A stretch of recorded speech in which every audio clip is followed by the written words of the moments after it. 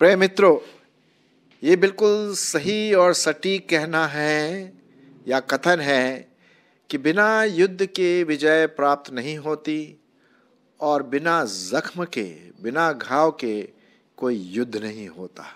और मेरे ख्याल में आप इसमें ज़रूर मेरे साथ सहमति प्रकट करेंगे कि अगर युद्ध है तो घाव लगना ज़रूरी है, जख्म लगना ज़रूरी है, लेकिन विजय ज़रूर प्राप्त होती है अगर वो युद्ध सही रूप से लड़ा जाए तो। और आज का हमारा यही विषय है। जैसे कि आप देख रहे हैं, ये व्यक्ति जो पिक्चर में खड़ा हुआ है, चारों तरफ से उसके एक तीर सा लगा हुआ है। तीर, सब कुछ उसके विरोध में है और ये व्यक्ति खड़ा हुआ है बीच में। उसको समझ में नहीं आ रहा है, उसको समझ में नहीं आ रहा, क्योंकि वो मुसीबतों, कठिनाइयों, यातनाओं, दुख और मुसीबतों और परीक्षाओं से घिरा हुआ है और वो अपने आप को अकेला सा महसूस कर रहा है। एक प्रकार का प्रतिद्वंद, एक प्रकार का युद्ध, एक प्रकार की यातना, एक प्रकार का दुख, एक प्रकार की मुसीबत, एक प्रकार की परीक्षाएं उसके चारों तरफ घेरे हुए हैं। मसीही जीवन भी कुछ ऐसा ही है। जी हाँ, मसीही जीवन गुलाब के फूलों का सेज नहीं है। ये कठिनाइयों में से गुजर करके अंत में विजय प्राप्त करना है। और ये मैं नहीं कह रहा हूं, ये परमेश्वर का वचन कहता है, जो मैं अभी आपके सामने इसके विषय में रखने की कोशिश करूंगा।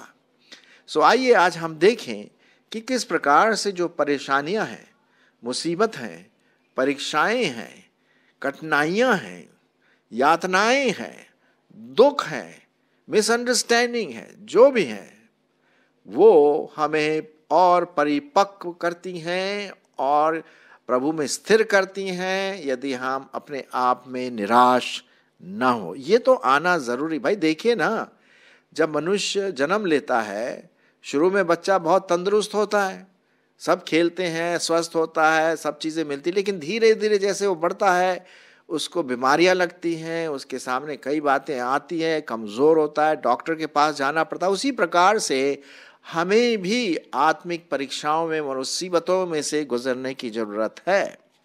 और यही बात प्रभु यीशु मसीह ने भी कही। मैं आपके लिए पढ़ूंगा लूका रचित सुसमाचार और उसका 22 अध्याय 28 और 29 पद।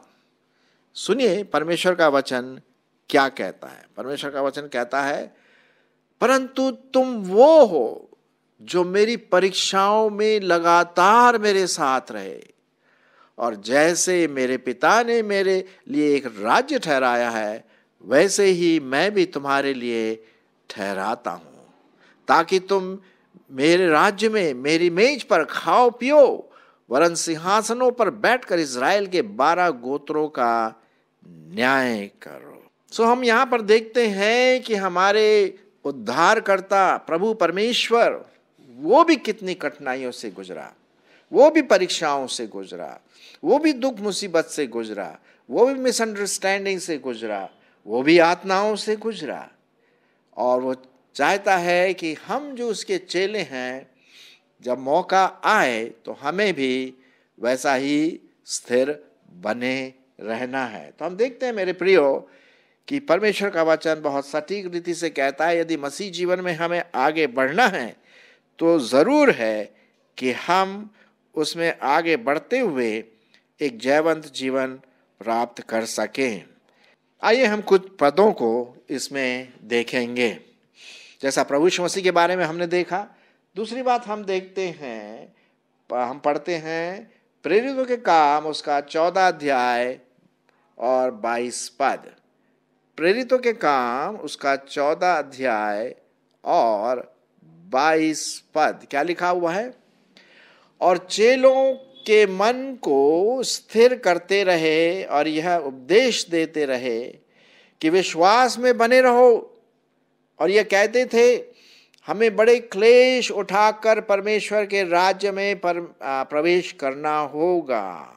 जी हाँ, ये देखिए यहाँ पर लिखा हुआ है कि जो चेले थे और जो पतरस, पौलुस और दूसरे लोग थे, उन लोगों को ये उन्होंने बताया, चेलों को, कलीसिया के लोगों को, और आज आपसे और मुझसे कह रहे हैं कि हमको इस बात में ध्यान रखना है कि हमारे जीवनों में मुसीबतें आएंगी, लोग हमारे विरोध में बातें बोलेंगे और लोग, समाज के लोग हमारा तिरस्कार भी करेंगे, हम पर मुसीबतें आएंगी, कठिनाइयाँ आएंगी, बड़े क्लेश आएंगे।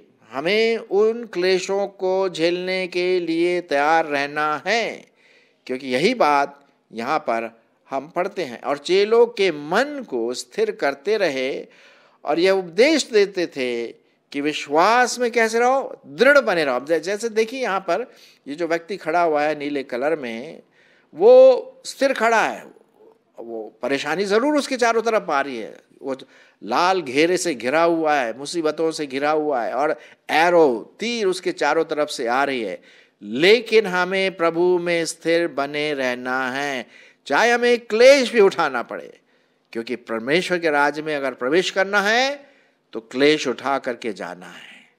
जैसा कि मैंने शुरुआत में आपके इस एपिसोड में कहा कि बिना युद्ध के विजय प्राप्त नहीं होती है। अगर विजय प्राप्त करना है तो साहब युद्ध में से गुजरना है, तभी तो विजय प्राप्त करने की बात आती है।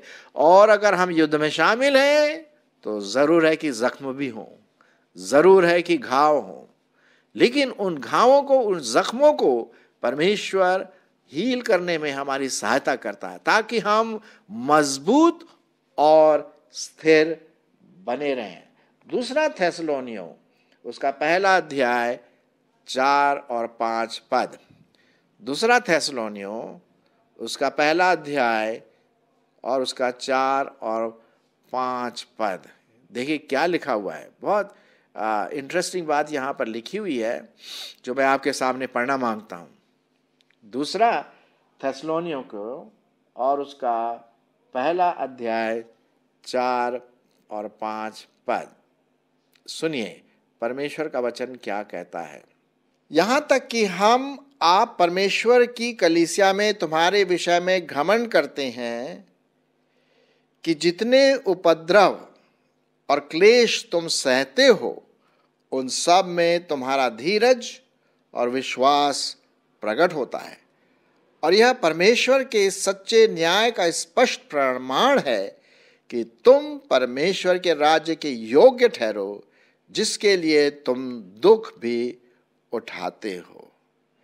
क्योंकि परमेश्वर के निकट यह न्याय है कि जो तुम्हें क्लेश देते हैं उन्हें बदले में क्लेश दें, और तुम जो क्लेश पाते हो हमारे साथ चैन दे, उस समय जबकि प्रभु यीशु हमारे सामर्थी स्वर्गदूतों के साथ धधकती हुई आग में स्वर्ग में प्रकट होगा। कितनी अच्छी बात यहाँ पर लिखी है, आप समझ रहे ना। देखिए जब भी हमारे जीवन में कठिनाइयाँ आती हैं, आप घबराइए मत। बीमारियाँ आती हैं, घबराइए मत। लोग मिसअंडरस्टैंड करते हैं, आपको घबराइए मत।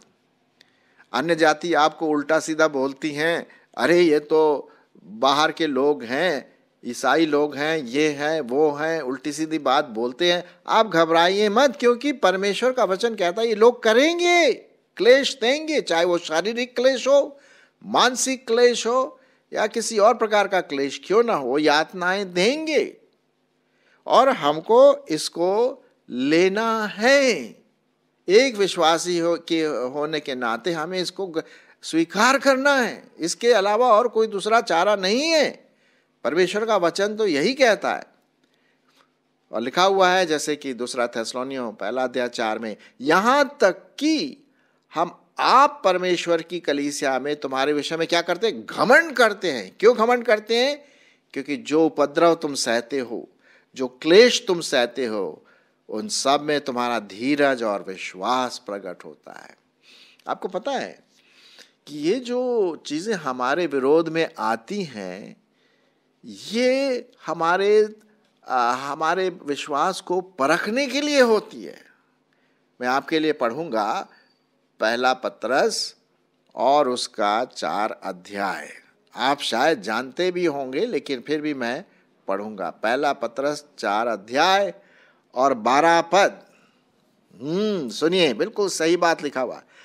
हे प्रियो, जो दुख रूपी अग्नि तुम्हारे परखने के लिए तुम में भड़की है, इससे यह समझकर अचंभा न करो कि कोई अनोखी बात तुम पर बीत रही है, पर जैसे जैसे मसीह के दुखों में सहभागी होते हो आनंद करो, जिससे उसकी महिमा के प्रकट होते समय भी तुम आनंदित और मगन हो।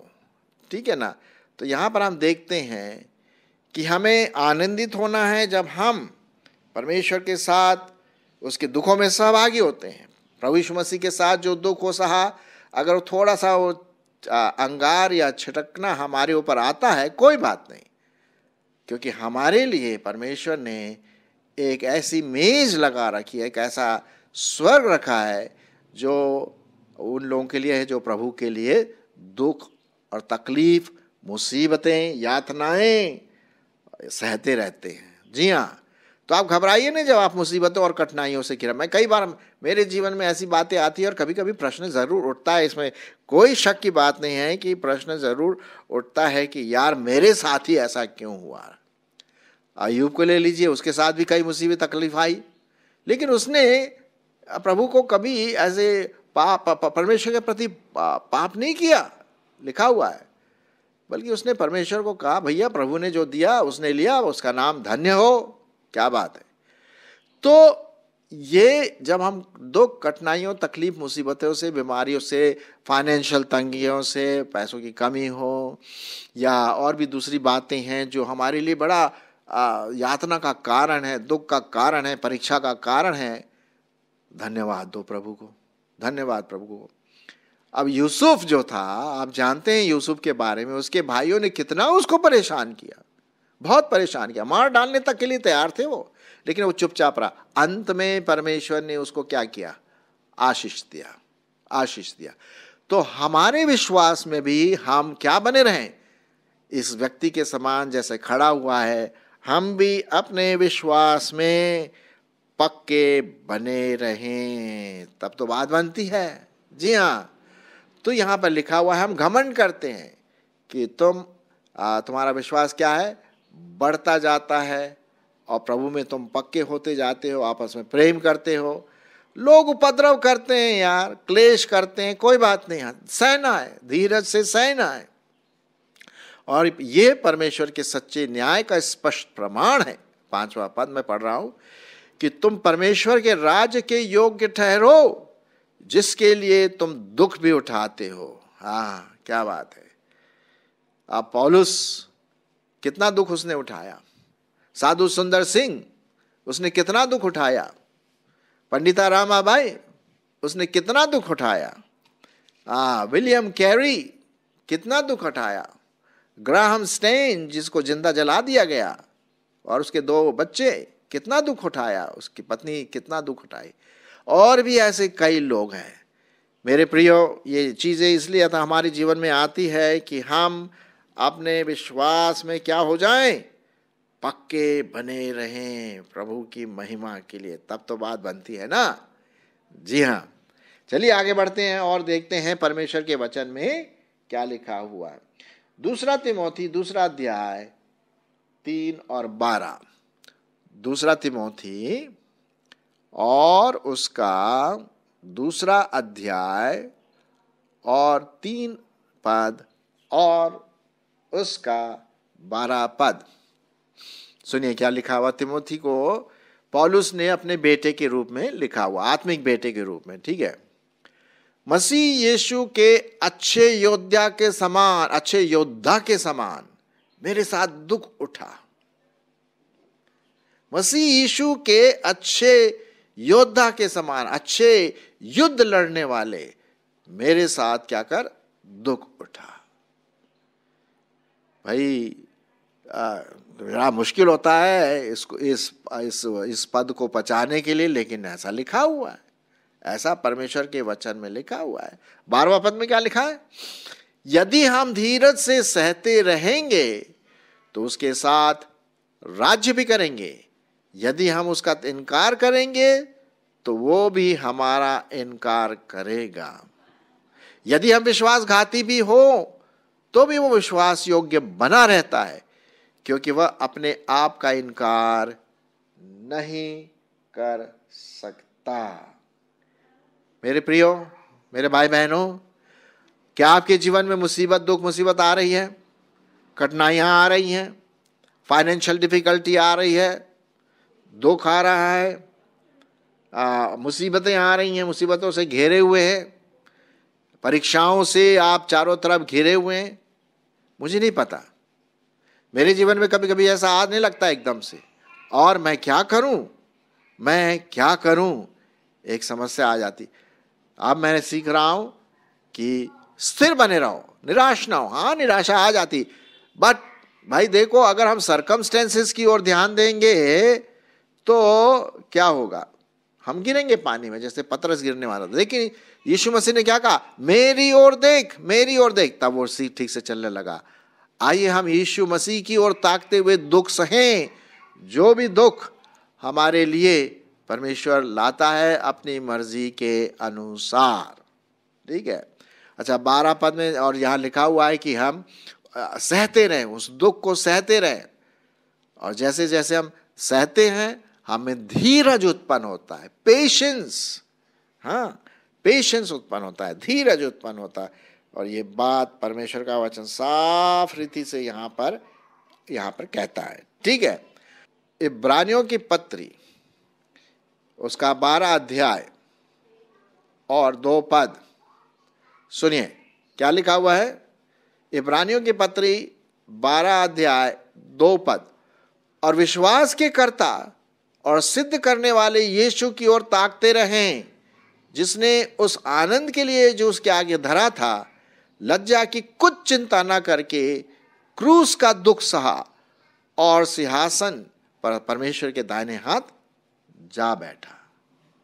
तो यहां पर हम क्या देखते हैं, प्रभु यीशु मसीह ने वो दुख सहा, क्रूस की मृत्यु सही, लज्जा की कोई चिंता नहीं किया उसने। लोगों ने उसको फटकारा, डांटा, मजाक उड़ाया, ठट्ठा में और उसको मारा, उसको कोई लज्जा नहीं हुई, कोई चिंता ही नहीं हुई, क्योंकि वो आपके लिए और मेरे लिए कर रहा था। जब हमारा मास्टर जब ऐसा आदर्श छोड़ गया है, तो कुछ समय के लिए यदि हमें दुख उठाना है तो भाई उठाना है, और कोई दूसरा चारा नहीं है। हम बस हर चीज को परमेश्वर के सुपुर्द में कर दें।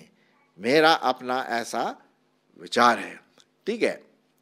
एक और पद मैं आपके लिए पढ़ लेता हूं, और पाया जाता है प्रकाशित वाक्य, जो हमारे बाइबल की सबसे आखिरी किताब है, और उसका 1 अध्याय और 9 पद। प्रकाशित वाक्य उसका 1 अध्याय और उसका 9 पद। मुसीबतों, कठिनाइयों से घिरा हुआ व्यक्ति, विश्वासी, दुखों और परीक्षाओं से घिरा हुआ व्यक्ति, आपके लिए और मेरे लिए ये पद है।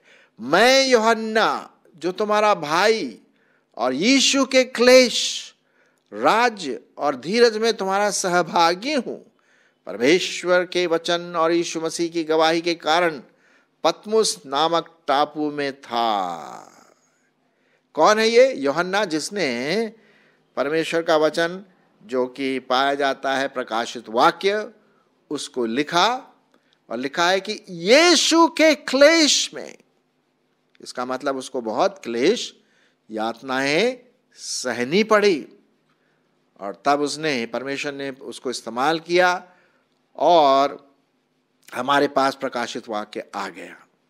जी हाँ, तो आज हमने ये बात देखी परमेश्वर के वचन में, और मेरी आशा है कि आपने इस बात पर जरूर ध्यान दिया होगा कि चाहे कितनी भी कठिनाइयां क्यों ना हो, हम इस आत्मिक युद्ध में बने रहें, डटे रहें। आत्मिक युद्ध में हम आगे बढ़ते चले जाएं, क्योंकि बिना युद्ध के विजय प्राप्त नहीं होगा। हम कैसे कह सकते भाई हम विजयी हैं, जब तक हम परीक्षा का सामना ना करें, जब तक कि हम परेशानियों का सामना ना कर सके, तभी तो हम उसके ऊपर विजय प्राप्त कर सकते हैं। हाँ, कभी घाव लग सकता है, जख्म लग सकता है, चोट लग सकती है आत्मिक रीति से, और हो सकता है शारीरिक रीति से भी, लेकिन हमें विजय प्राप्त करना है तो युद्ध में शामिल रहना है, जिसको हम बोलते हैं स्पिरिचुअल वॉरफेयर या आत्मिक युद्ध।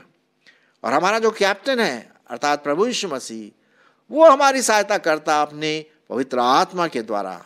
हाँ, लेकिन हमें उस युद्ध में रहना है। हाँ, निराश नहीं होना है, दुखी नहीं होना है, कंप्लेन नहीं करना है, बस प्रभु के वचन के अनुसार लड़ते रहना है, परमेश्वर का वचन लेकर के, और विजयी बने रहना है। घाव होगा, जख्म लगेंगे, कोई बात नहीं, क्योंकि अंत में हमारी विजय होगी। आइए हम इस युद्ध में, आत्मिक युद्ध में बने रहें, एक दूसरे से प्रेम करें, परमेश्वर के वचन से प्रेम करें, प्रभु से प्रेम करें, और आत्मिक युद्ध में विजयी बने रहें।